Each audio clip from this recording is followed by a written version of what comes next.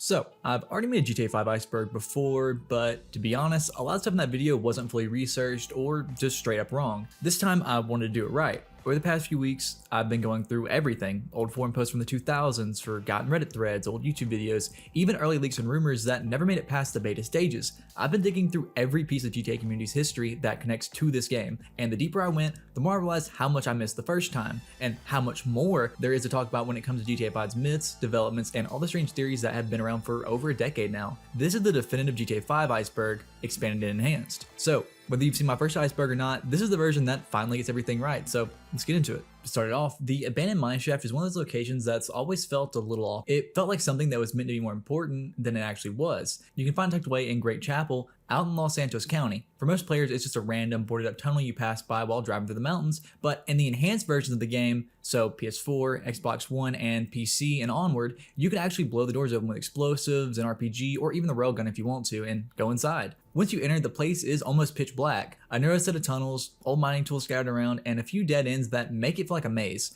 And then near the front of the mine, you'll also find a corpse named Isaac. He's the only body in the entire place, lying next to a film canister labeled Richard's Majestic Productions. Finding him ties directly into the game's hidden murder mystery, and solving it unlocks 2 vintage Nora filters for the Snapmatic camera on each protagonist's phone. It's a surprisingly detailed reward for something so tucked away. There's also a blocked off path deeper inside. It looks like the tunnels keep going, but behind that wooden barricade is just a tiny empty room. Some players think it was meant to lead somewhere else originally, maybe to a scrapped interior or a cut mission, but nothing's ever fully been confirmed. This one's probably the biggest and longest running mystery in GTA history. The Mount Chiliad mystery started all the way back in 2013 with the release of GTA 5. When players found a strange mural inside the cable car station at the top of Mount Chiliad, it looks like a rough drawing of the mountain itself with odd symbols scattered all over it, UFOs, lightning bolts, eggs, and an eye floating above everything. The eye symbol is what really fueled the early theories. A lot of people linked it to the Eye of Providence or the All-Seeing Eye, which led to all kinds of Illuminati speculation. Others thought it was literally referencing the UFOs in the game, since there's a saucer that appears over Mount Chiliad after you reach 100% completion, only at 3 AM during a thunderstorm. It's one of the most well-known Easter eggs in GTA 5, and one of the first things people tried to tie into the mural. People have spent years trying to solve it, overlaying the mural onto the in-game map, flipping it, scaling it, lining up the symbols with locations like Fort Zancudo, Paleto Bay, and even Grapeseed. Some believed it hinted at a hidden jetpack, others thought it referenced a hatching alien egg or a secret room buried under the mountain. The 100% completion message, "come back when your story is complete," added even more to the mystery, basically confirming that there was something to unlock. Eventually, parts of the mystery started connecting to GTA Online updates. In the Doomsday Heist, there's literally a mission where the player uses a jetpack to leave Mount Chiliad, finally bringing the old theory full circle. It was the closest thing to an official answer Rockstar ever gave, suggesting that the mural had been teasing content that wouldn't show up until years later. Even now, people still debate whether it's all connected, or if Rockstar just leaned into the myth once it became popular, but either way, the Mount Chiliad mystery has outlasted almost every other secret in the game. It's not just an Easter egg, it's part of Grand Theft Auto's culture at this point. For years, people swore they'd seen something moving in the forests of San Andreas. Some called it a hoax, others said they heard it breathing just off screen, but nobody ever found proof. That's how the Bigfoot legend started. It goes back to the old days, players wandering through the woods of the original San Andreas convinced there was something out there, and the myth took off. People searched for weeks, finding nothing but fog and tree lines. Still, the idea stuck. When the world got reimagined, the legend came back with it. Early on, there's a quick glimpse during a hunting mission, a faint thermal outline in the trees that disappears the second you notice it. Later, there's an entire story where Franklin meets a man who claims he's been chasing Bigfoot for 8 years. You follow him into the woods, track the creature, and when you finally corner it, it talks. He says he's the last of his kind, then you realize it's just a guy in a costume. Things get even stranger with the golden peyote plants. If you've done everything, 100% completion, found every normal peyote, a new set of special ones appear. Each day of the week, one shows up somewhere different, but only early in the morning in fog or snow. Eating one turns you into Bigfoot. You can run around, drive cars, fight, and tear through the city until it fades away, but after finding them all, the game starts leaving a trail of dead bodies, leading to a scrapyard, ending in a fight with the Beast. If you win, both characters unlock in director mode. The next entry just started as another drug trip mission until it didn't. When Trevor takes Barry's weed and grassroots, things get very weird. His vision blurs, music distorts, and out of nowhere, clowns start showing up. laughing, armed, and charging straight at him. An automatic shotgun appears in his hands, and he's forced to fight through waves of them while blowing up clown vans that keep spawning more. When it's over, his vision clears and everything goes back to normal, at least on the surface. It's played off like a hallucination, but there's something a little unsettling of how specific it was. Trevor's dialogue through the mission makes it clear he's always had a fear of clowns. Like, this wasn't random, but something buried in his head that the drug dragged out. Michael's version of the mission replaces the clowns with aliens, which makes sense for him, but for Trevor, it feels different. It feels personal. What really pushed the clown myth beyond the mission, though, was a video that surfaced years later. Someone found a clown standing completely still inside one of the abandoned motel rooms in Sandy Shores. Same model from Trevor's hallucination, hatchet in hand, head slightly tilted. It wasn't reacting, it wasn't part of any mission, and it wasn't supposed to exist outside that sequence. The weird part is that clown's blood effects and movement were slightly off sync. Something that usually only happens with entities that spawn by mistake, but it shouldn't have spawned at all, especially since that area doesn't load pedestrian models like that under normal conditions. No one ever proved it was fake, no mods, no cheats, nothing suspicious in the footage, it just existed. One random clown in a motel during the rain, never seen again. Maybe a glitch, but considering how tied it is to Trevor's fear and how specific that model is, it's hard not to wonder if something deeper got left in the code, something that wasn't meant to show up again. So, the next entry. The alien sightings in San Andreas are some of the oldest and most well-known myths in the series, and depending on who you ask, they're either obvious Easter eggs or hints at something much bigger. It starts right at the beginning. During the prologue, if you drive off the main road and under the frozen bridge, there's a body trapped under the ice, an alien, half buried, just sitting there under the river. It's easy to miss, but once you see it, you'll remember it forever. Later in the story, you start noticing more of them. Murals, movie props, even cults that seem obsessed with UFOs and visitors. Michael's story in particular keeps circling back to them. His hallucinations during Grassroots replaces Trevor's clowns with green, bug-eyed creatures dropping from the sky as he fires a minigun into the chaos. Then there's Did Somebody Say Yoga, where after drinking that spike drink from Jimmy, Michael is literally abducted by aliens, floating over the city before dropped to midair. It's one of those moments that feels too surreal to just be played for laughs. There's more scattered around the map too, like the painted mound near Sandy Shores,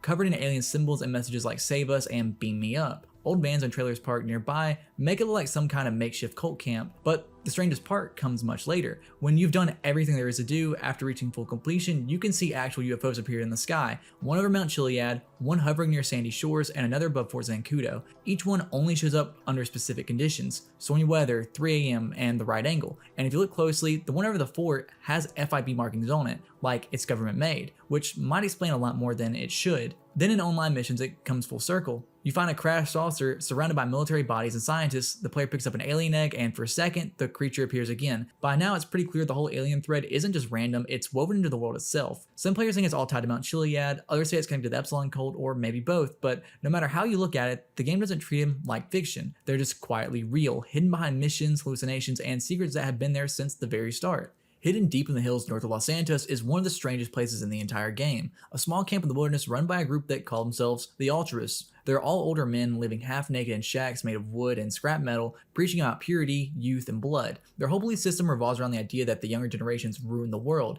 that technology, comfort, and modern life have made people weak, and their solution is simple: reject everything, live off the land, and eat anyone under 40. You first hear about them through Ron, who mentions they're looking for lost souls. Trevor can actually deliver hitchhikers, drunks, or random travelers to the camp in exchange for cash. Each one gets dragged off behind the gates, and that's it. They are never seen again. It's heavily implied that the cult eats them, which lines up with how they talk and what you find later. After bringing them enough victims, the tone shifts completely. The cult turns on Trevor, capturing him and dragging him into the camp. They start chanting, "Eat of the flesh, drink of the blood, we shall be free once more." That's when you realize that this isn't just some background joke. The whole place erupts into a shootout, with Trevor breaking free and tearing through the camp until every last cultist is dead. The next day, the in-game news calls it a mass suicide. The article describes them as technophobic baby boomers obsessed with youth and cannibalism, people who genuinely believe they could regain vitality by consuming others. Even after the events, smoke still rises from the chimneys at night, and if you fly over the areas, you'll sometimes see figures running into the woods. It's never been made clear if they're leftovers or just shadows coded into the world. Their website makes it even darker. It's full of Morse code messages saying things like "eat of the flesh, drink of the blood, we shall boom again." It quotes pieces of the Unabomber's manifesto and preaches about rejecting society, sunlight, and technology. It's unsettling how much detail went into it, like someone wanted the cult to feel uncomfortably real. The weirdest part is how they seem to persist even years later. They show up in online missions, selling acid, hijacking helicopters, even working with redneck gangs. So, no matter how many times they're killed, they always come back. Near the peak of Mount Gordo, there's a flat rock with a single word written across it in blood, Jock. If you go there between 11 p.m. and midnight, you'll start to see something. A faint figure appears above the rock, a woman in a white dress, her hair hanging low, her mouth frozen open like she's mid-scream. Her eyes are empty, her face is pale, and if you get too close, she fades away completely. The only way to really see her is through a sniper scope or your phone camera. Even then, she just floats there. If you stay near the campsite below the mountain, sometimes you'll hear it, a scream echoing from up top. The ghost's name is Jolene Cranley Evans. She was the wife of Jock Cranley, the same Jock Cranley who went on to become a famous stuntman and later a political figure. Years before all that, he lived here, back when Blaine County was quieter. He wanted to move to the city, Jolene didn't. They argued about it on Mount Gordo and Jock pushed her off the cliff. She died instantly. He was arrested, but there wasn't enough evidence and he walked free. The word Jock written in blood under her ghost is the only sign of what really happened. Like, she's still marking the name of the man who killed her. The strangest part is, she doesn't attack, doesn't move, and doesn't even react. She just stares forward, trapped in the exact moment she died. It's one of the few myths that isn't exaggerated, modded, or rumor based. It's just there, quietly built into the world. You can visit the spot anytime. Every night, the same hour, she shows up. And once midnight hits, she's gone, like she never existed. The Epsilon Program sits right in plain sight. Billboards, recruitment booths at the beach, a Spotlight HQ in Rockford Hills. On paper, it's enlightenment. In practice, it's a pay-to-ascend ladder run by Chris Formage, a man who talks in riddles about paradigms while his followers hand over cars, clothes, and cash. If you lean in, the world starts playing along. Mom can take their online assessment, meet handlers like Marnie and Jimmy Boston, and get some on a chain of errands with names like the Seeking Truth and Unknowing the Truth. Every step is wrapped in doctrine. Collect the tracks in a specific order, wear the robes, drive the baby blue cars, donate more. It's part satire, part puzzle. You're buying your way towards clarity, and the punchline is how normal it all feels while you're doing it. Their beliefs are intentionally absurd and disturbingly confident. The world is 157 years old, dinosaurs are a lie, trees talk to the worthy, redheads are unsavable, and if you have a birthmark, you might be a descendant from Kraft, emperor of the fourth paradigm. They call it science, then tell you not to doubt it. It's funny until you realize how many characters orbit them, stylists, celebrities, tech guys, quietly while wearing baby blue and pretending this is normal. The cult bleeds into the wider map too. You'll catch pedestrians saying Kiflam, spot murals and tattoos, even wake up in their temple after a bad night out. Their sight and radio Morse codes push the same mantra: band deceit, eat of the flesh, happiness through Epsilon. It's slick, recruiting, and everywhere, like a brand that never stops advertising. There is a way to flip the script. If you play long enough as Michael, you eventually get the chance to walk into a drop wearing the robes and leave with your dignity and something much heavier still intact. It's the perfect ending for a storyline about belief, money, and control. Step inside the machine, see how it works, then decide who's using who. That's the unnerving part about Epsilon. It's not a ghost or a monster, it's a system. Lenora Johnson was a teenage runaway who came to Vinewood in the early 70s and actually started to make it. Print ads, commercials, small roles, then a breakout part in Rum Runner for Richard's Majestic. 2 years later, 1975, she's abducted, tortured, and dumped by the Land Act Dam. Reporters trample the scene before cops even show up and the case dies right there. No answers, just rumors. Decades later, the truth is scattered across the city in 50 scraps of a torn letter. Pick them all up and the pieces line up. A confession from Peter Dravis, industry artist, creep, and full-blown narcissist bragging to a friend about what he did and dressing it up as art. It's ugly, the injuries the taunting calls her family, the trophies mailed on anniversaries. He got away with it because the moment was chaotic and everyone wanted the scandal to disappear. When you finally assemble the letter, Franklin unlocks a starlet in Vinewood and pays Dreyfus a visit. And that's where the iceberg turns personal because the ending is on you. You can walk away or you can give a monster the ending the city never did. The whole thing mirrors real history. It's Black Dahlia vibes, tabloids over evidence, powerful men hiding behind genius. It's one of the darkest threads in the game because it isn't coy or mystical, it just quietly tells you what happened, then asks what you're gonna do about it.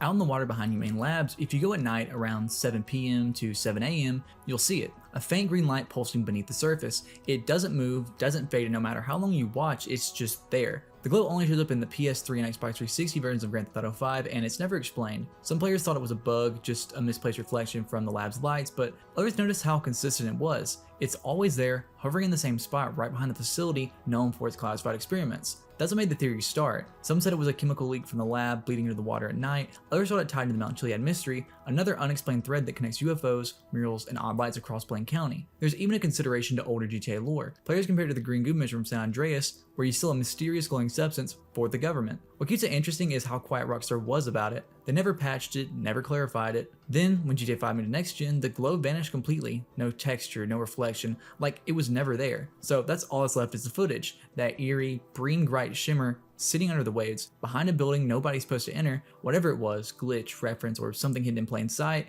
it became one of the game's earliest proven myths. When players first reached the final choice in Grand Theft Auto 5, kill Trevor, kill Michael, or Deathwish, a lot of people hesitated. The setup made it sound like a trap. The Deathwish option, given by Devin Weston and Steve Haynes, isn't explained clearly. Franklin just gets told to deal with it, Trevor or Michael, or pick the third option, and for first-time players, Deathwish sounded like exactly that, suicide. Many assumed it meant Franklin would die, ending the story with his own sacrifice. Forums and early playthroughs were filled with people warning others, don't pick Deathwish, it kills Franklin. Of course, it turns out to be the opposite. It's the only way all three protagonists survive. But that first moment of uncertainty made it one of the most nerve-wracking choices in the series, where players generally thought they were about to lose a character they had started with. This might be the biggest what-if in GTA history. The cancelled story mode DLC for GTA 5. Rockstar didn't just have a small update planned, this was meant to be massive. A continuation of Michael, Franklin, and Trevor's story that would rival The Lost and Damned and The Ballad of Tony from GTA 4. It was officially teased in December 2013, right after launch. Rockstar's newswire promised substantial additions continuing Michael, Franklin, and Trevor's action, mayhem, and unexpected adventures in southern San Andreas. Internally, it was treated like a full expansion pack, not a side update, but it quietly vanished after 2014. Years later, former devs and voice actors confirmed what fans had already pieced together. Rockstar canceled after realizing how much money GTA Online was making. Online became the studio's full focus, and all single-player content was scrapped or reworked into future online updates like the Doomsday Heist and the Diamond Casino Heist. But the amount of stuff that was planned for story mode was kinda wild. So firstly, the Agent Trevor DLC, codenamed Clifford. This is supposed to follow Trevor after the main story, recruited by the IAA as a government agent. Leaked files from patch 1.14 show a list of over 30 missions with names like IAA Training, Russian_Jetpack, and Casino_Heist. There are also Stranger and Freak missions tied to new characters. 2 new weapons, a harpoon gun and a crossbow, and 13 new vehicles, including the Valkyrie and Stromberg, which later appeared in GTA Online updates. One mission list even referenced jetpacks, drones, and a full-on casino setup, implying this DLC would have introduced jetpacks long before they came as part of the Doomsday Heist years later. According to Stephen Oak, who is Trevor's actor, the team actually recorded some of it before it just disappeared. Voice director Joe Rubino later confirmed that half the expansion was finished before Rockstar shut it down. Next, the zombie apocalypse, which was codenamed Norman. This would have been GTA's version of Undead Nightmare. Set in an alternate post-apocalyptic version of Los Santos, it would have starred Michael and his family surviving in a zombie outbreak. Leaked mission titles like NRM_Sir_Michael, NRM_Sir_Tracy, and NRM_Radio_C suggested it followed their attempt to hold out, scavenge, and find a cure. Textures and props from this DLC, boarded up buildings, graffiti, ruined cars, were later reused in GTA Online's Arena War interiors, which explains the abandoned, apocalyptic details hidden around Maze Bank Arena. Another pitch was an alien invasion episode, but it never really got far. Rockstar apparently chose to focus on the zombie storyline instead, and then other small DLCs were the Assassination Pack, which had 12 new Franklin missions using payphones across the map, Flight School Pack, then the Manhunt Pack, which was just cosmetics and references to Manhunt, Relationships Pack, a scrap feature allowing expanded character interactions, Liberty 5, which was a map expansion bringing Liberty City into GTA 5's engine, proven by a leaked image of Middle Park from a developer's portfolio. They even considered a North Yankton expansion, new high-res texture packs, and outfits like an army uniform for Trevor and a clown suit for Michael. On Mount Chiliad, the UFO, cracked egg, and jetpack icons were once believed to tease these various story expansions. Alien Invasion, Zombie Apocalypse, and Agent Trevor long before they were ever confirmed. In a 2017 interview, Rockstar's Imran Salwar confirmed what most fans already expected. Once GTA Online exploded, all single-player DLC plans were scrapped. Every bit of story content, design time, and testing was redirected towards keeping Online updated, and eventually towards Red Dead 2. By that point, the DLC was halfway done, but no longer financially viable. It wasn't just cut, it was absorbed into the online world piece by piece. Even though it never released, the cut story mode DLC left fingerprints all over GTA's future. The Doomsday Heist, the Arena Wars, the Casino Heist, Jetpack, and all originated in these scrapped expansions. It's one of those rare cases where the biggest mystery in the game wasn't hidden in a mountain or under the sea, it was sitting on Rockstar's hard drives, half finished, waiting for a story mode that never came. So think of this as a hard reset. New timeline, new canon, same cities rebuilt from the ground up. The HD universe is this continuity that starts with 4 and carries through 5, online, and beyond. It isn't the old 3D era with better graphics, it's a different world where familiar names exist but their histories don't line up anymore. Liberty City, Los Santos, Vice, all reinterpreted. Events you remember from the older games didn't happen, even if brands, radio voices, or inside jokes carry over. That's why some myths feel reborn. Bigfoot becomes playable, Chiliad gets a mural that later ties into jetpacks and UFOs, the Epsilon Cult expands into full quest lines, same vibe, different rules. This timeline is also where the long tail lives. Online advances in real time, pulling in IA black sites, casino heists, Cayo Perico, pieces that would have been single-player DLC in another era. It's the reason cut ideas resurfaced years later in a new form and why canon now stretches across updates instead of one boxed release. Why it matters for the Iceberg is when you're digging into mysteries, you have to ask which universe they belong to. Some legends from the PS2 era are callbacks now, not history. Others were rebuilt and pushed further, sometimes quietly confirmed, sometimes left to breathe as rumors. In the HD universe, the map is bigger, the lore is cleaner, and the myths are designed to linger. This entry sits in that uncomfortable space between myth and lived experience. A lot of players notice the same thing. When you're Franklin, cops and certain NPCs seem to escalate faster, sometimes for just staying nearby or mouthing off once. With Michael or Trevor, the same action often gets a warning or a throwaway line. Clips popped up everywhere showing Franklin getting guns drawn, shoved, even shot at point blank for stuff others get away with. The studio publicly denied any character-specific bias in police behavior.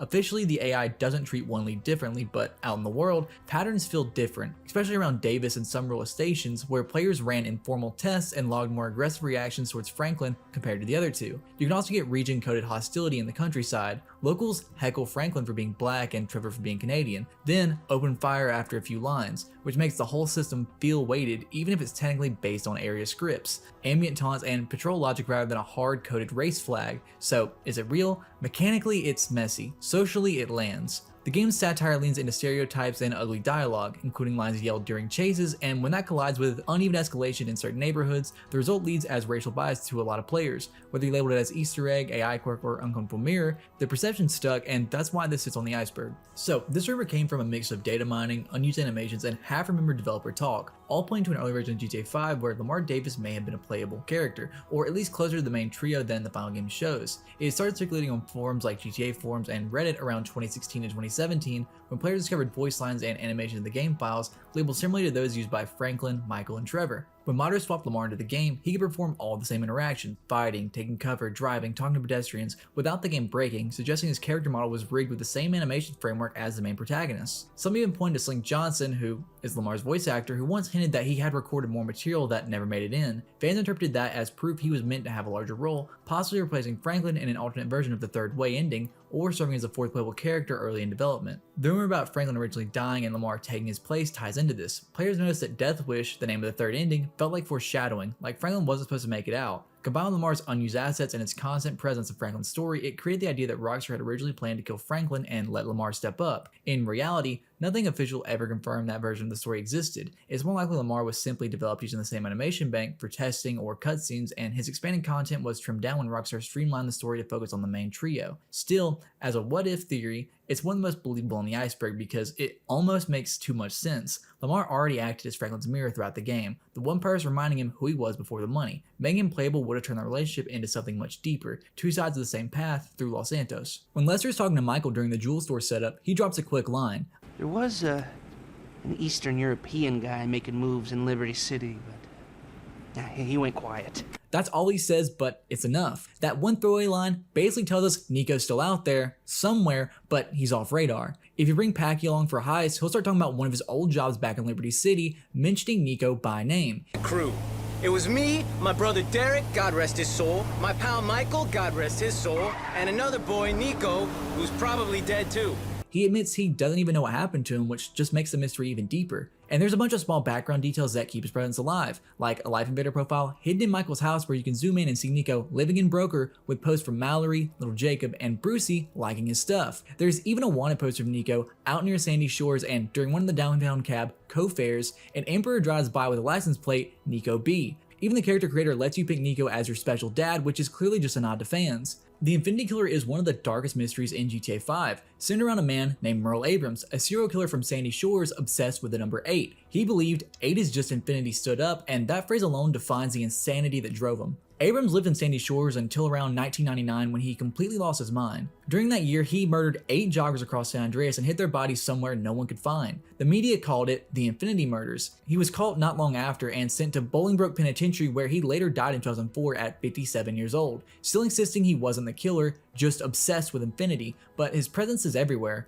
If you explore Sandy Shores, you can find his burned down house covered in his ramblings. Phrases like there will be 8 and 8 is just infinity stood up. There's a pair of small shoes hanging from the ceiling, bloody tick marks on the wall, and graffiti from locals telling him to go away. Like they knew something was off long before the murders happened. Near his home, a giant rock bears a creepy nursery rhyme he wrote about his victims, surrounded by the number 8 scrawled over and over. Inside Bowling Prison, there's another message written by him that reads, "Where water meets land and fire once spewed forth, there the infinite 8 shall stay until I return." That line led players to search the ocean near Mount Chiliad, and what they found confirmed the myth. Deep beneath the water, north of Paleto Bay, there are 8 bodies, bound and wrapped, lying together on the seafloor. The locations line up almost perfectly with Abrams' clues, but here's where it gets strange. Some players discovered those bodies appear to be female. Even though the police said the Infinity victims were male joggers, it's led to theories that maybe someone else copied Merle's crimes or even carried them on after his death. Scattered fire pits, a small seaside hut, and bags from burger shot near the burial site connect back to Merle too, the same kind of trash found in his burned house. It's as if he prepared everything himself before dying, leaving a trail that still isn't fully understood.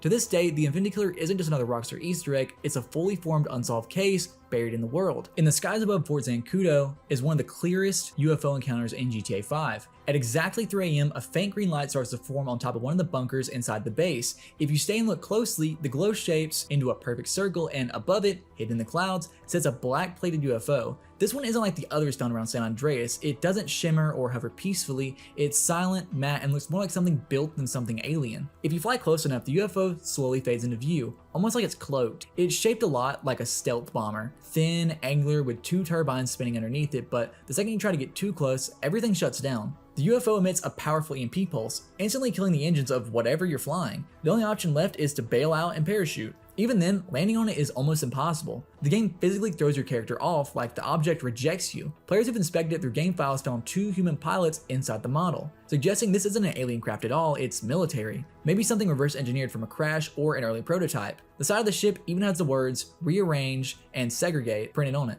If you rearrange the letters and segregate, it literally spells Easter egg, almost like Rockstar's way of letting you know you weren't supposed to find this. The UFO doesn't appear unless you've 100% completed the game, which ties into the larger Mount Chiliad mystery, and when you get close enough, you'll hear a deep metallic hum.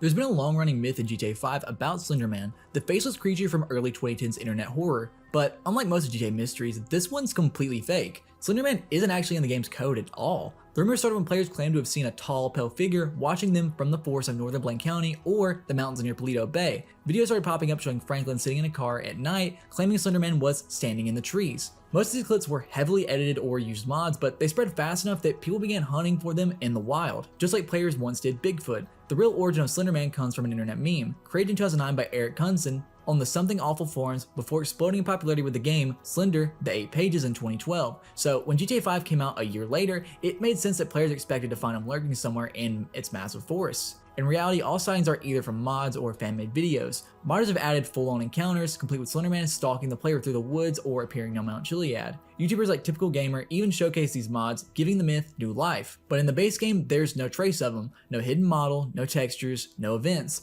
Just the imagination of players exploring a world so detailed, it almost feels haunted on its own. Across Los Santos and Blaine County, you'll see thousands of NPCs, joggers, gang members, soldiers, seniors, families, but never a single kid. Not on the sidewalks, not in schools, not even in background cutscenes, and that absence has always stood out to players, especially in a game built to feel alive. Rockstar's decision isn't random, there's a long history behind it. Since the series began, children have never appeared as a playable or interactable character because of the obvious controversy that would come with violence in a game like GTA. The only time a child ever physically appeared in the entire franchise was Mary Beth Williams, shown briefly as a newborn in Vice City Stories. Even then, it was just in a cutscene. That doesn't mean kids don't exist in this world, they're still mentioned. You'll hear NPCs talk on the phone about their children, see pictures of younger Franklin, Jimmy, and Tracy inside Michael's house, and even spot family photos at places like the Yellow Jack Inn or on in-game websites. Rockstar acknowledges that kids exist in the world of GTA, but you just never see them. Some players have even tried to explain this absence in-universe, joking that maybe all the kids were evacuated or that they just stay inside because of how chaotic Los Santos is. Others think Rockstar leaves them out intentionally to keep the tone consistent, violent but not disturbing. There have also been old myths claiming that there were once school buses, playgrounds, or even cut child miles in the files of GTA 5, but none of that's true. The school buses you see wrecked around the map are static props, left there for atmosphere. So while GTA 5 is one of the most realistic open worlds ever made, it's missing one thing that quietly changes the tone of the whole game. You can steal cars, rob stores, and take over the city, but you'll never see what the world looks like through a child's eyes. It's one of the few lines Rockstar has never crossed. There's a theory that the 3 main protagonists in GTA 5, Michael, Franklin, and Trevor, aren't just different personalities, but reflections of the players themselves. It's one of the ideas that the more you think about them, the more it starts to make sense. Each of them represents a different mindset, not just in story, but in how people actually play GTA 5. Michael is the nostalgic player, the one who's been around since the 2000s, who remembers Vice City, San Andreas, and plays GTA 5 for the stories, the throwbacks, and the cinematic feel. He's stuck in the past, obsessed with old movies, classic rock, and trying to recapture something he's already lost. Michael's lifestyle, rich, bored, and out of touch, mirrors players who've made it in GTA's world but keep playing out of habit or nostalgia. Franklin represents the achiever, the player who grinds up to 100%, who wants to do every mission, get every collectible, and climb their way out of the chaos. He's the youngest of the three, focused on the future, trying to move up in life and escape the cycle he was born into. Franklin is that player who plays the game the right way, doing missions, saving money, upgrading cars, and thinking about what is next. And then there's Trevor. Trevor is pure chaos. He's the impulsive player, the one who doesn't care about missions or money. They just want to cause mayhem, steal jets, crash into cops, blow up everything on sight. Trevor embodies that part of every GTA fan who just loads up the game to break it. He doesn't plan or think ahead, he lives entirely in the moment, and that's exactly how a lot of players treat the game once the story's over. Even their environments match the symbolism. Franklin's world is urban Los Santos, which is the struggle to rise. Michael's world is the suburbs, which is comfort mixed with emptiness. And Trevor's is the desert, lawless, unpredictable, and dangerous. Some fans even see them as representing time itself. Michael is the past, Trevor is the present, and Franklin is the future. It's a simple theory, but it fits perfectly. Each character reflects a different side of how people experience GTA 5, from nostalgia and chaos to ambition and control. In the end, the game doesn't just switch between three characters, it switches between three types of players. One of the most subtle and eerie mysteries in GTA 5 is the Ghost Dog, a golden retriever that only Franklin can see. It's one of the small moments in the game that feels normal at first until you realize what's happening. The Ghost Dog first appears on the mission Risk Assessment. Franklin is hiking through Vinewood Hills when this random dog shows up out of nowhere. It starts barking at him, and instead of running away like most animals, it leads him down a dirt trail straight to Dom, a skydiving adrenaline junkie who's got himself tangled in a parachute high up in a tree. Franklin helps Dom down, but the second the cutscene ends, the dog just vanishes. No explanation, no follow-up, just gone. Later in Uncalculated Risk, Franklin finds the same dog again, this time barking near the Landak Dam. It leads him straight to Dom once more, but this time, Dom's standing on the edge, talking about wanting to move on to bigger things. Before Franklin can react, Dom jumps without a parachute and dies instantly. The dog barks a few more times, almost like saying it's goodbye, then disappears again, and that's the last time we ever see it. The fan theory is that ghost dog is exactly that, a spirit. Some kind of guardian angel that was meant to protect Dom but eventually gave up on him. The way it talks through Franklin, almost sarcastic about Dom's recklessness, makes it feel less like a pet and more like something watching from the other side. What's strange is only Franklin can see or communicate with it. No one else in the game acknowledges the dog at all, which has led some players to believe it's symbolic, maybe representing Franklin's conscience or empathy. After all, he's the only main character who consistently tries to help people, even when it doesn't benefit him. Out in the quiet hills northwest of Los Santos, there's a place called the Tongva Hills, a stretch of forest, trails, and waterfalls that most players drive past without thinking twice, but hidden among the trees are cliffs and strange signs that something older, maybe even ancient, still lingers there. That's where the myth of the Native Americans in GTA 5 comes from. At first glance, the only real clue is the county seal of Los Santos, which actually features a Native American chief as a part of its design, but the deeper you explore the Tongva Hills, the more it starts to feel like there's a forgotten history buried under the surface. One of the main pieces of evidence is the Two Hoots totem pole. Carved with the shape of a large owl, it's one of the only totems in the game and seems completely out of place compared to the rest of Los Santos. Some players think the owl might be the tribe's symbol, while others think it represents death, since hearing an owl toot twice is considered a bad omen in some native traditions. The area nearby, known as Two Hoots Fall, only adds to the mystery. Then there's a cave hidden deep in the hills west of the Tongva River. It's easy to miss, covered in thick foliage and shadows, but inside it looks like someone once lived there. The floor's been cleared, the walls are darkened by soot, and there's even a spaceship part sitting deep inside. Some players link this to the ancient alien theory, suggesting that the game might be hinting at early contact between native tribes and extraterrestrials. Others think the cave was simply the home of someone trying to live off the land, maybe a member of a forgotten tribe hiding from the chaos of modern Los Santos. There are also reports of strange noises in the hills at night, whispers, footsteps, even chanting carried by the wind.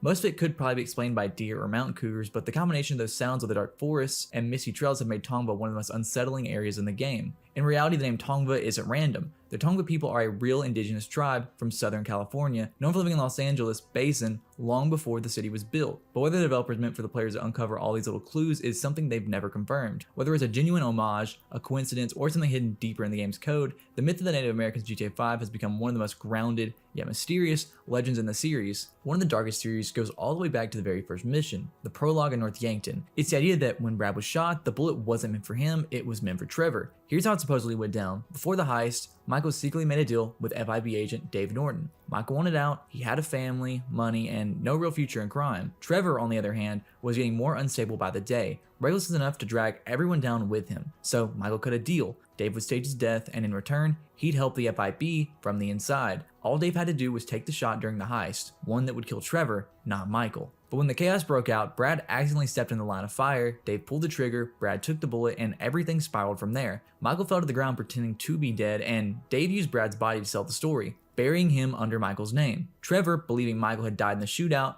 barely escaped and went into hiding, completely unaware that his best friend had faked his death. Years later, when Trevor discovered Brad's body buried in Michael's grave, it all clicks. The betrayal, the lies, the silence, everything starts to make sense. From Trevor's perspective, Michael either set it all up from the start or made the deal afterward to protect himself. Either way, Trevor knows Michael's survival wasn't an accident. What makes the theory more believable is how well it fits both characters' arcs. Michael was desperate to get out of the life, and Trevor had become too dangerous to keep around. Michael's deal wasn't just about freedom, it was about survival, and Brad's death, as tragic as it was, gave him the perfect cover. By the time the events of GTA 5 take place, that single bullet has already shaped everything. Michael's fake life in Los Santos, Trevor's paranoia and rage, and even Dave's corrupt position in the FIB. Whether or not Michael planned it exactly that way doesn't really matter anymore. In the end, Brad wasn't the target, he was just in the wrong place at the wrong time, but that mistake is what kept Michael alive, and it's what haunted Trevor for the rest of the game. One of the strangest myths is something players never actually encounter. A creature known only as the Cake, supposedly a hybrid between a cow and a snake. The name itself is a mix of the two words, cow and snake. It sounds ridiculous, and that's kind of the point. The Cake isn't some hidden monster lurking in Blaine County, it's actually featured on a poster outside Bishop's WTF Museum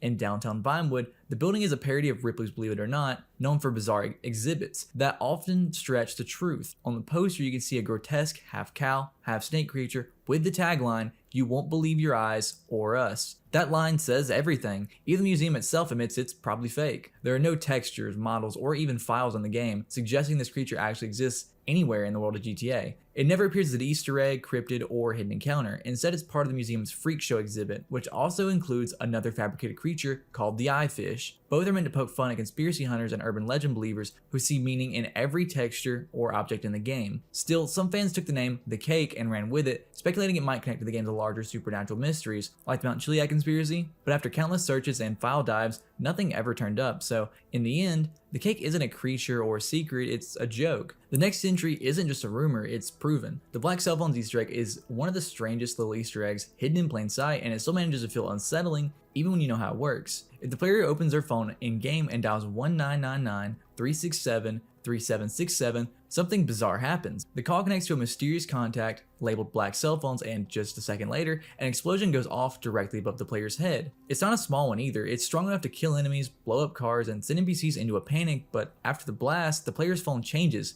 Its background turns completely black, and the theme shifts to a dull gray. Even stranger, the model of the phone itself becomes slightly larger, a detail that makes it feel like the entire device has been glitched or altered by whatever just happened. The number itself can be read as 1999 EMP drop, leading many players to believe the explosion represents an electromagnetic pulse or EMP. Others notice that 3673767 also spells out Emperor, which is also the name of the new color scheme of your phone after. Some fans connected this to the Mount Chiliad mystery or UFO sighting, speculating that the phone call might actually trigger some kind of hidden alien signal. There's also a strange reference hidden in the code. A mission name labeled Ojaswad appears alongside this sheet, but no such mission exists anywhere in the game. Some believe it might have been cut content from development or scrap DLC that never made it into release. Deep in the San Chinoski mountain range, just south of Cape Capefish Lighthouse, lies a lonely grave known simply as the Grave on the Mountain. It's not part of any mission, there's no marker for it, and the game never explains who it belongs to. The most common theory is that the grave belongs to Ursula's mother, the mysterious woman you can encounter as a hitchhiker in the Strangers and Freaks side missions. When Franklin picks her up, Ursula mentions living alone in the lighthouse cottage, implying her mother passed away some time ago.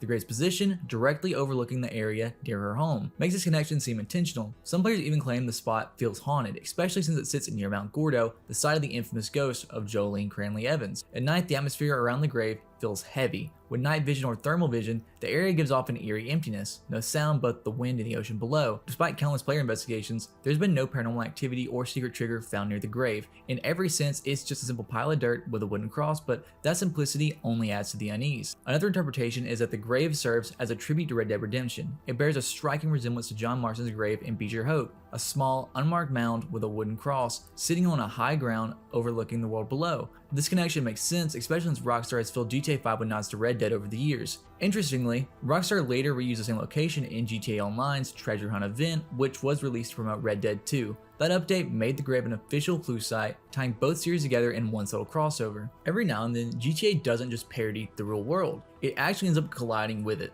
And no name represents that collision more than Jack Thompson, the real-life attorney who spent years publicly trying to have Rockstar's games banned. Jack Thompson was a Florida lawyer and activist known for his crusades against violent media, especially video games. During the mid-2000s, he became infamous for targeting games like Doom, Mortal Kombat, and especially Grand Theft Auto. His claim was that games like GTA trained kids to become killers, calling them murder simulators, and even saying the PlayStation controller gave players a pleasurable buzz when they killed someone. His entire campaign centered around the idea that these games didn't just influence violence, they taught it. Over the years, Thompson launched multiple lawsuits against Rockstar and Take-Two, blaming GTA 3 and Vice City for inspiring real-life crimes. He tried to sue game developers, console makers, and even retailers like Best Buy and Walmart, accusing them of selling murder to minors. None of those lawsuits ever succeeded, obviously, but he managed to make enough noise that his name became synonymous with moral panic in gaming. Eventually, after years of bizarre and aggressive courtroom behavior, Thompson was permanently disbarred in 2008 for professional misconduct. Even after that, he continued his crusade from the outside, still sending letters and emails to journalists and politicians trying to connect video games to real-world shootings, including the launch of GTA 5,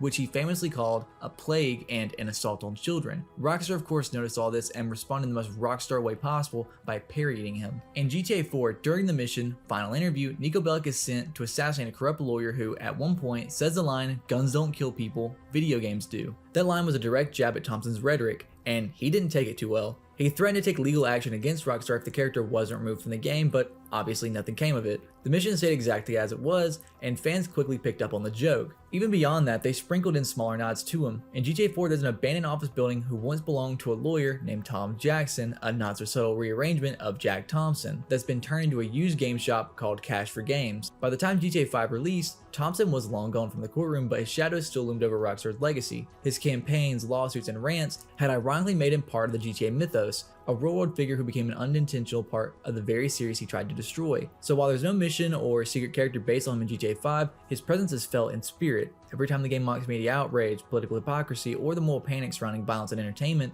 in a strange way, Jack Thompson became that kind of character GTA always loved to write about. So the next entry is a theory. Insurance companies monitor every citizen's heartbeat and location through small tracking chips implanted in their body. It's marketed as a safety feature, a way to lower insurance premiums and ensure quick emergency responses, but in reality, it serves as a large-scale surveillance system. When someone dies, the signal from their chip cuts out, automatically alerting law enforcement to the exact spot where it happened. That's why police always seem to know when and where someone's been killed, even in remote or empty areas with no witness nearby. The system allows insurance companies to immediately identify a client's death, locate the scene, and notify authorities before anyone even finds the body. The idea is that by doing this, insurance companies can avoid paying out expensive life insurance policies. Once the suspect responsible is called, they can sue that person's insurance provider for damages, effectively shifting financial responsibility away from themselves. It's a profitable feedback loop where the tracking system not only helps solve crime faster, but also keeps the insurance industry from losing money. Citizens, on the other hand, are content with surrendering their privacy in exchange for better rates and the illusion of safety,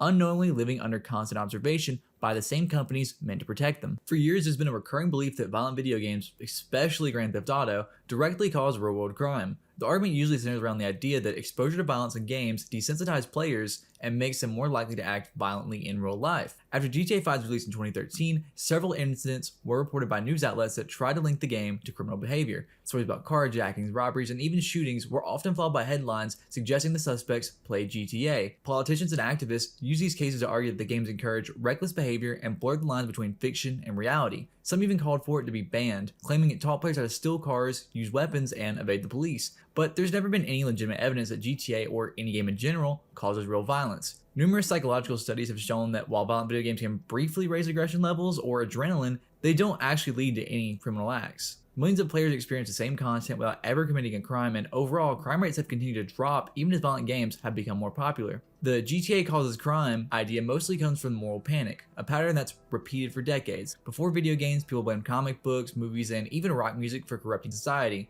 GTA just simply became the next easy target because of how realistic and provocative it was for its time. In reality, the connection between the game and real-world violence doesn't exist. The crimes linked to it were committed by people who had already had their own motives or issues long before they ever picked up any controllers. Across Los Santos, players occasionally notice something strange, planes suddenly falling from the sky for no apparent reason. Sometimes it happens during missions, sometimes right after switching characters, and often when you're indoors. You'll hear a loud explosion in the distance, walk outside, and find the wreckage of a burning aircraft somewhere nearby. The explanation comes down to how the game handles NPCs. When the player enters an interior, like Michael's house or any mission cutscene, the world around them partially unloads to save performance. This includes non-essential NPCs like pedestrians and, in this case, airplane pilots. When a pilot despawns mid-flight, the plane loses control and simply drops out the sky, crashing wherever gravity takes it. The glitch tends to happen more often near Michael's house or Vinewood Hills, since those areas sit directly under several of the game's AI flight paths. If you listen carefully while inside, you can sometimes hear distant explosions caused by planes crashing after pilots vanish. This effect is unintentional but eerie, and it's led to a running joke among players, calling it the NPC rapture, as if the skies themselves decided to give up.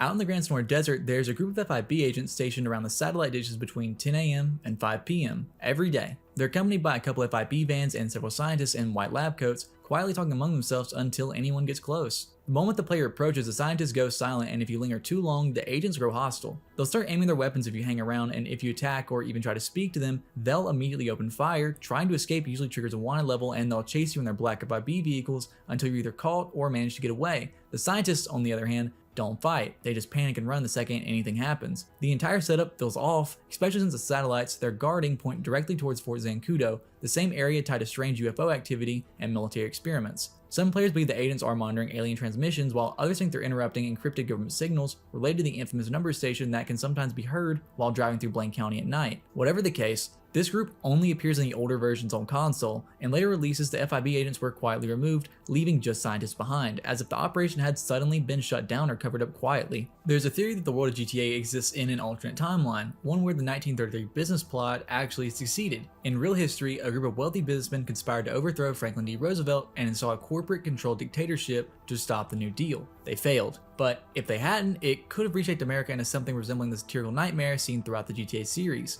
In this version of history, the coup would have allowed corporate leaders to take full control of the government, turn the US into a nation ruled by unchecked capitalism and propaganda. Consumerism would have been pushed decades ahead of its time, with ads not just selling products, but controlling people through subliminal messaging. Over time, the public would become desensitized to corruption, manipulation, and to violence, until advertisers didn't even have to hide anymore. The result is the exaggerated, self-aware parody of American culture seen across the series, where everything from Life Invader to Pisswazzer mocks the blind devotion of branding and excess. Corporations would have dismounted unions, balled out politicians, and saturated entertainment with mind-numbing content designed to keep people passive. The media landscape, from radio to television, became so over the top that morality faded completely. Shows like Fame or Shame, America's Next Top Hooker, and Republican Space Rangers represent a world that stopped caring about taste or ethics long ago. It's a culture that worships wealth, rewards cruelty, and treats fame like divinity, one where celebrity scandals and corporate corruption go unpunished because no one pays attention anymore. In this theory, deregulation also explains the extreme social delay across cities like Los Santos, Liberty City, and Carcer City. Crime thrives, law enforcement is militarized, and the government exists mostly as a tool for the elite. Hospitals barely function, police shoot on sight, and politicians openly profit off chaos. Even education and children's media have adapted to the broken system,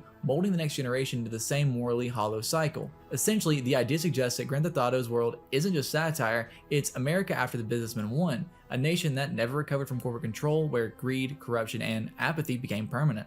There's a rare audio phenomenon some players have reported while driving around San Andreas, faint snippets of military radio chatter that occasionally come through vehicle CB radios. It's mostly common when heard playing as Trevor, whose background in the Canadian Air Force might be why his truck, the Bodie, is capable of picking up his signal. This is cat food, Frankie. Chairs hiding by that junction, so look out if you're hauling anything fun. This is Golden Rain. Boys, you better get home. You know what's good for you. Yeah, blah, blah, blah, blah, blah, blah, blah. You assholes ever talk about anything interesting? The chatter isn't tied to any visible source or event, it just fades in and out while driving, often while you're far out in the desert or near military zones. It's mostly static and short bursts of coded dialogue, the kind of quick exchanges you'd hear from pilots or soldiers in the field. Some players have claimed to hear it in other vehicles equipped with CB radios like the Dune Buggy, Space Docker, both Rebel variants, and larger industrial trucks such as the Phantom, Hauler, and Boxville surface models. It's incredibly rare and can take hours of driving before it happens, but when it does, Trevor sometimes reacts with brief comments, usually confused or dismissive, before the transmission cuts out again. It's never tied to any mission or story trigger, which makes it even more mysterious. The general consensus is that it's a subtle Easter egg, a small audio detail hinting at Trevor's past and the constant military activity surrounding Fort Zancudo. Whether it's a leftover signal, a hidden broadcast, or just a bit of world building, the chatter remains one of the quieter but more atmospheric myths in the game. After the big score, players gave him the option to kill Michael, and according to some, his story doesn't even end there. Reports began to circulate claiming that if you visit his home as Franklin after choosing that ending, strange things start happening inside the DeSanta residence. Doors supposedly open and close on their own, footsteps echo through the hall, and in some accounts, Michael himself appears as a shadowy figure that attacks the player, sometimes even setting Franklin on fire.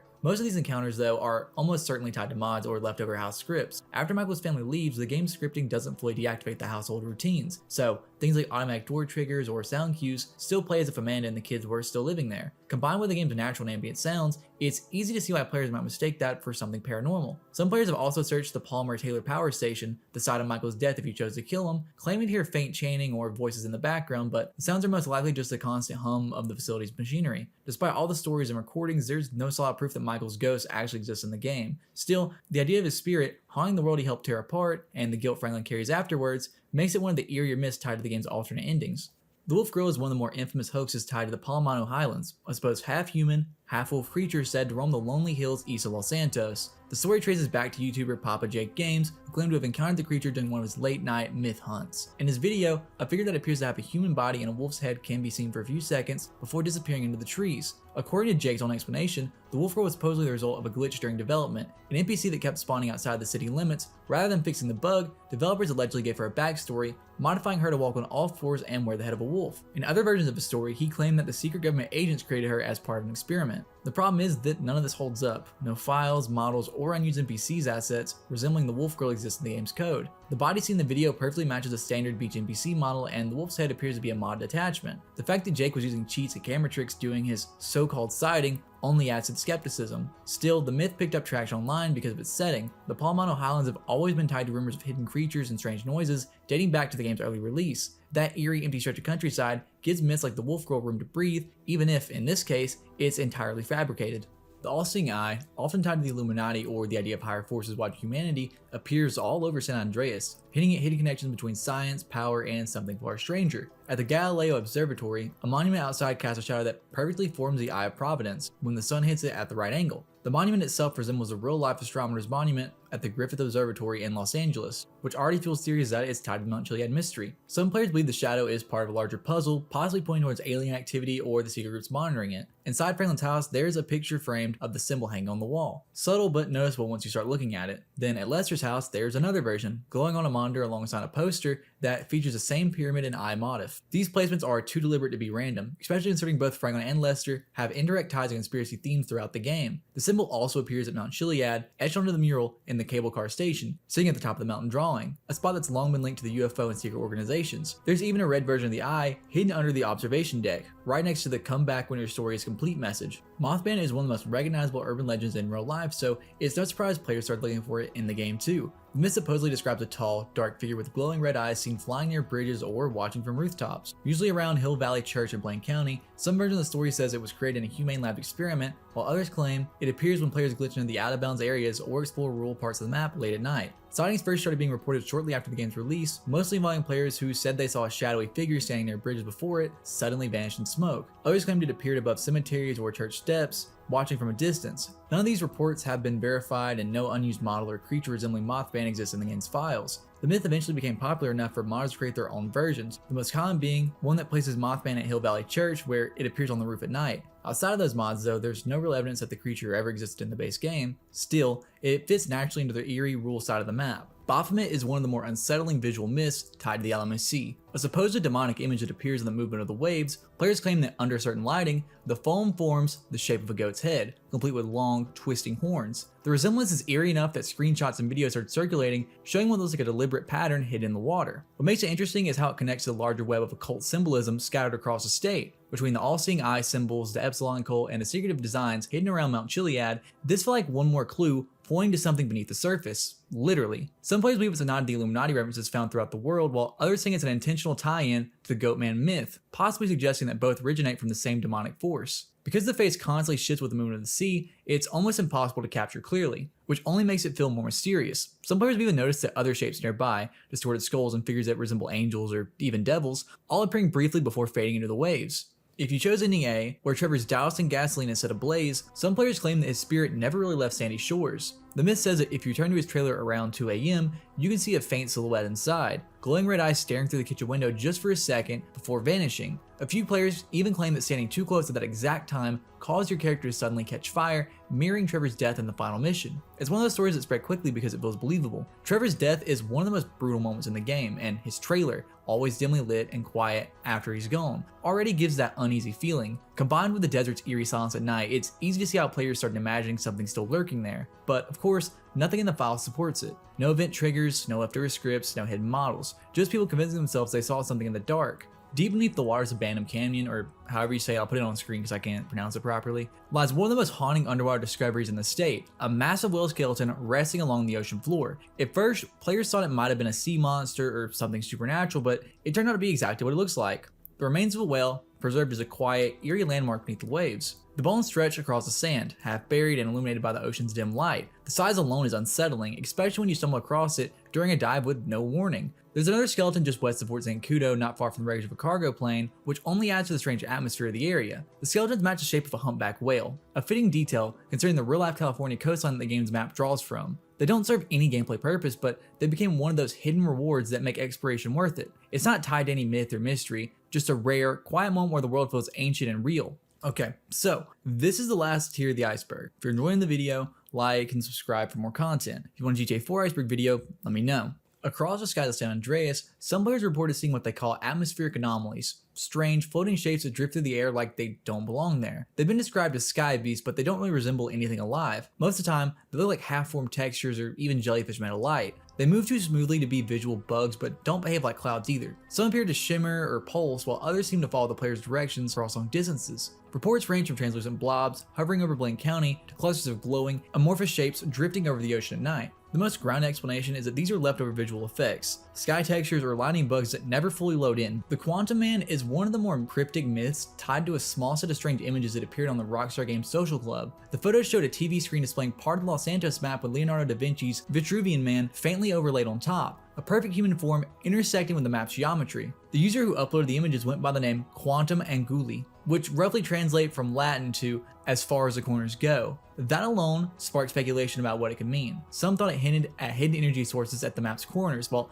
others believed it was a reference to an early cut concept tied to radiation or quantum distortion. The myth that followed was vague and directionless. People searched the edges of the map, scanned structures for symmetrical patterns, and even dug through game files looking for unused coordinates. Nothing concrete was ever found as far as I could find, and no one ever figured out who Quantum Angoli really was. Some players think the whole thing was just an elaborate hoax, designed to mimic the mystery hunting culture that surrounded the Mount Chiliad conspiracy. Others still insist it symbolizes how the map blocks off unseen areas, a metaphor for the limits of the world itself. The technological singularity refers to the point where artificial intelligence surpasses human intelligence, a moment that would trigger irreversible changes of civilization. In the context of Grand Theft Auto, this idea has become a myth suggesting that certain forms of AI in the series have already reached self-awareness. Across multiple entries, small details and odd occurrences have led players to believe that the singularity has quietly taken place behind the scenes. The theory ties into the existence of domostobots, robotic assistants that appeared in the series during the 1980s and 1990s, long before technology in the game should have been capable of such advancements. Some fans believe they were an early product of an awakening AI network, or possibly the first indicators that machines had started evolving on their own. In later games, particularly GTA 5, the myth stretches further. Reports of ghost cars and ghost planes, vehicles moving without drivers, are reinterpreted as early signs of autonomous AI behavior. Even unexplained radio interferences, drones, and the strange mechanical sounds sometimes heard in rural areas are said to be evidence of lingering AI activity that's learning, adapting, and waiting. The myth suggests that the singularity may have already happened in secret, that San Andreas itself operates as a post-singularity world where human life continues unaware while artificial intelligence watches, collects data, and grows more capable day by day. Far off the coast of San Andreas, there's an invisible boundary that players have come to call the Bermuda Triangle. The name comes from its behavior. Any vehicle that tries to cross it meets a sudden and guaranteed end. When a plane flies too far into open water, the engines begin to fail. Sometimes they'll sputter out completely, other times they'll explode midair, tearing the wings off before sending the players crashing into the ocean below. Boats will suddenly stall and sink, helicopters lose their blades and spin out, and even the submersible stops working once it crosses the unseen limit. If the player tries to bail out and parachute, the parachute simply vanishes midair,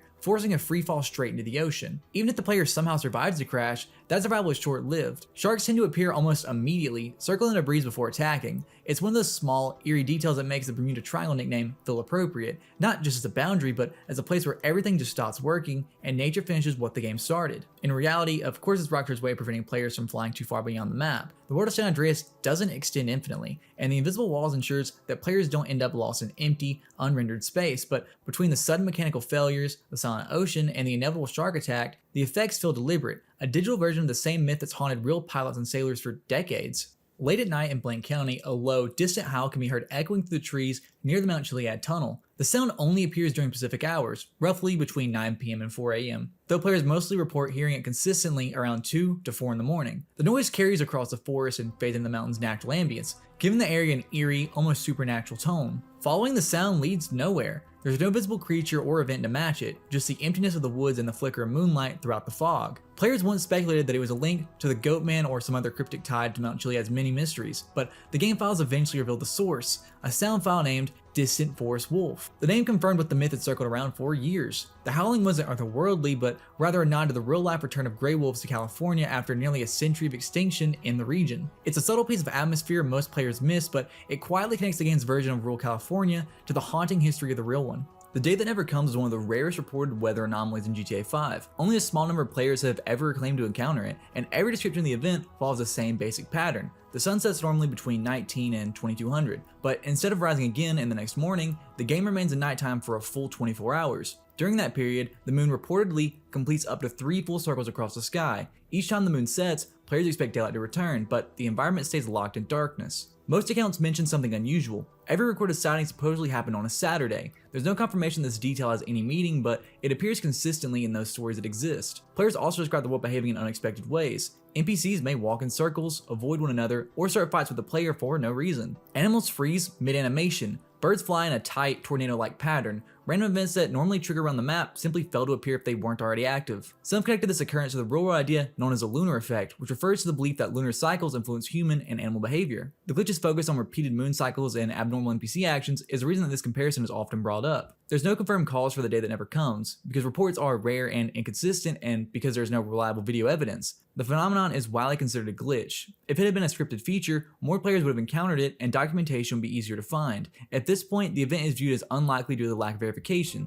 Phantom files, sometimes called hidden game files, refer to the belief that Rockstar intentionally disguises or mislabels certain internal files to hide myth-related content from players who dig through the game's directories. Every GTA game contains thousands of files, and most players who try to investigate them only skim for names that stand out. Because very few files ever match the name of popular myths, some in the community believe Rockstar hides certain assets by giving them misleading names or placing them in categories that they don't belong in, like a model file stored inside the audio directory. Other versions of the theory claim Rockstar can hide files entirely, making them visible to the game engine but invisible to normal users. Skeptics argue that this is unlikely. They believe file systems don't work that way, and that a file hidden from every program except the game itself would be difficult or impossible to implement, let alone justified from a development standpoint. There is one scenario where players might encounter something that feels like a phantom file when a mod is incorrectly installed or removed. In those cases, the game will start searching for a file that no longer exists. This usually leads to crashes, missing assets, or glitched models appearing in its place, creating the illusion that the game itself is trying to load something hidden. So yeah, I'm bad at outros. Subscribe.